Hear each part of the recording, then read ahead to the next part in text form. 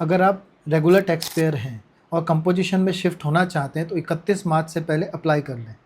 GST act के हिसाब से कोई भी टैक्स पेयर जो रेगुलर में रजिस्टर्ड है और कंपोजिशन में शिफ्ट करना चाहता है, उसका ऑप्शन एक ही बार साल के शुरुआत में मिलता है। तो यदि आप चाहते हैं कि अगले साल में आप कंपोजिशन में जाएँ तो 31 मार्च से पहले अप्लाई कर दें। अब कंपोजिशन में रहने का फ़ायदा क्या है? तो सबसे पहला कंपोजिशन में रहने का फ़ायदा ये है कि आपको उसमें 1% या 6% टैक्स पटाना पड़ता है। उसमें आईटीसी का कोई झंझट नहीं होता है। उसमें रिटर्न भी कम डालने पड़ते हैं, उसमें 3B R1 नहीं डालना पड़ता। 3 महीने में आपको खाली चालान पटाना है और साल के आखिरी में जीएसटीआर 4 पटाना है। कौन-कौन कंपोजिशन में नहीं जा सकता? तो यदि आप अपने स्टेट के बाहर माल भेजते हैं तो आप कंपोजिशन में नहीं जा सकते। यदि आप ट्रेडिंग करते हैं, आपका टर्नओवर 1.5 करोड़ के ऊपर है तो भी आप कंपोजिशन में नहीं जा सकते।